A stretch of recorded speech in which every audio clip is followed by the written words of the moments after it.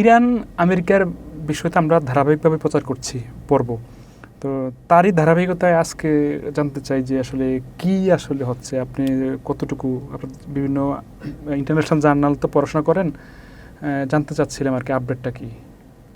প্রথম আপডেট হচ্ছে যে ইরান লম্বা সময় পর আজকে MOU থেকে যে তারা বের হয়ে আসছে, অর্থাৎ মেমোরেন্ডাম অফ আন্ডারস্ট্যান্ডিং, এটা তারা ডিক্লেয়ার দিয়েছে এবং তাদের প্রায় 50 জন নিহত হয়েছে, এটাও তারা জানিয়েছে।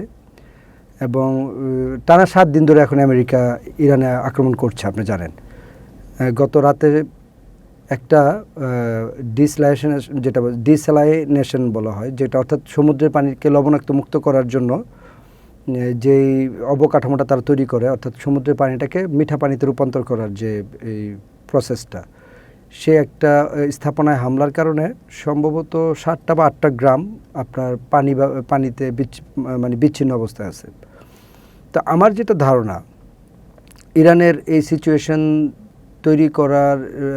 তৈরি হচ্ছে, এটার পাল্টা আঘাত ইরান মধ্যপ্রাচ্যের যে দেশগুলো, অর্থাৎ আমেরিকার মিত্র যে দেশগুলো আছে, সেগুলোতে এখন একটা ভয়াবহ আকার সে অ্যাটাকে যাবে। এবং এই অ্যাটাকে গেলে আপনার সেটা ইরান অনেক আগে থেকে বলে আসছিল যে তারা পানি পরিশুদ্ধকরণ যে স্থাপনা, সেগুলোতে তারা হামলা করবে। তারা বিভিন্ন যে তেলের স্থাপনা আছে, তেল উৎপাদনের স্থাপনা, সেগুলোতে হামলা করবে। আসলে এগুলোতে হামলা করলে তো একটা ভয়ঙ্কর পরিস্থিতি তৈরি হয়ে যাবে। তো আমার যেটা মনে হচ্ছে যে আমেরিকা, যেটা গতকালকে আপনার ইয়েতে বললাম আমি, যে জেডি ভেন্স যে পডকাস্টে বলছে যে আসলে ইসরায়েলি যে লবিটা, যেটা আসলে ডোনাল্ড ট্রাম্পকে এখন অনেকটা ডিরেইল করার জন্য তারা সর্বোচ্চ ইনভেস্টমেন্ট করছে, সর্বোচ্চ বিনিয়োগ করছে, এবং এই যুদ্ধটাকে কন্টিনিউ করার জন্য তারা যত ধরনের টাকা পয়সা ব্যয় করতেছে, তাদের লবিংয়ের যে লবিস্টগুলো আছে, তারা সব যে কোনো প্রসেসই চাচ্ছে যে যুদ্ধটা তাতে কন্টিনিউ হয়।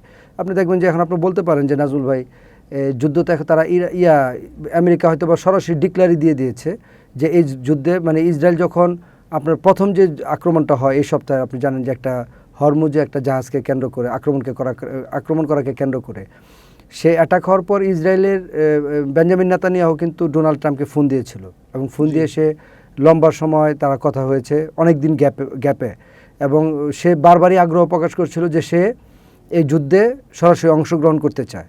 কিন্তু মার্কিন প্রশাসন সরাসরি বলছে যে না, এটা কোনোভাবেই সুযোগ নাই, ইসরায়েল কোনোভাবেই এই যুদ্ধে তারা ইসরায়েলকে সাথে নিয়ে যুদ্ধ করবে না। তার মানে তারা ইসরায়েলকে সাথে নিয়ে যে যুদ্ধ করবেন, এটা একটা বিশেষ বার্তা হচ্ছে যে ইসরায়েলকে তারা বিপদে ফেলতে চাচ্ছে না, আমার যেটা মনে হচ্ছে।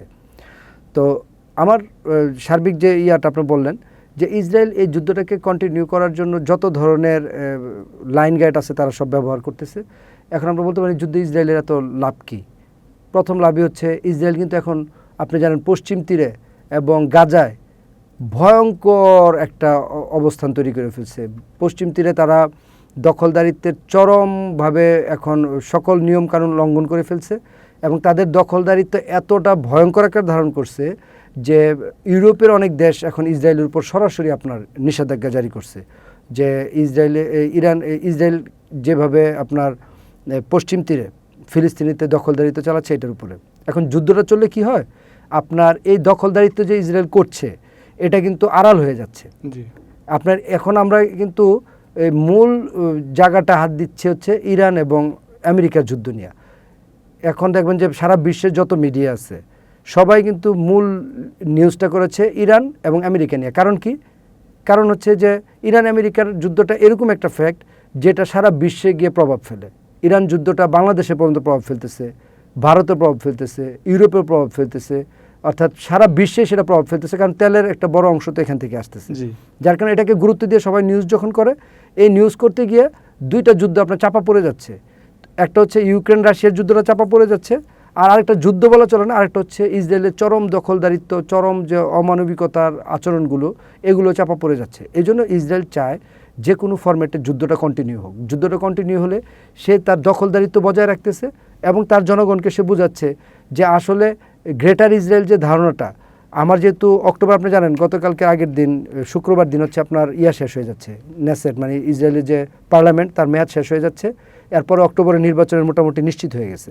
এই নির্বাচনের আগে যে কোনো ফরম্যাটে নেতানিয়াহু দেখাইতে চাচ্ছে যে তোমরা যে গ্রেটার ইসরায়েল যে তোমাদেরকে ধারণা দিয়েছিলাম এটা কিন্তু আমাদের চলমান, এটা কিন্তু বন্ধ হয় নাই। এটা দেখো আমি এখন ফিলিস্তিনি দখল করতেছি, পশ্চিম তীর দখল করতেছি, গাজা দখল করতেছি, এবং এই দখলদারিত্বটা যাতে পৃথিবীর ফোকাস না থাকে এই জন্য কিন্তু আমি আমেরিকাকে দিয়ে আমেরিকা ইরান যুদ্ধটা চালায় রাখতেছি, সবাই নজর দিবে ওইদিকে, এদিক দিয়ে আমি আমার কাজ করে যাব। এটা একটা বড় কারণ হতে পারে এই যুদ্ধটার মানে চলমান করার ক্ষেত্রে। তবে যেই ধরনের লক্ষণ আমরা দেখতেছি তাতে যুদ্ধটা আস্তে আস্তে মনে হয় বাড়তে এটা হয়তো বা আমরা এক সময় ইতিহাসে সংযুক্ত থাকবে যে ইরান যুদ্ধকে কেন্দ্র করে পৃথিবীর তৃতীয় বিশ্বযুদ্ধ শুরু হয়েছিল।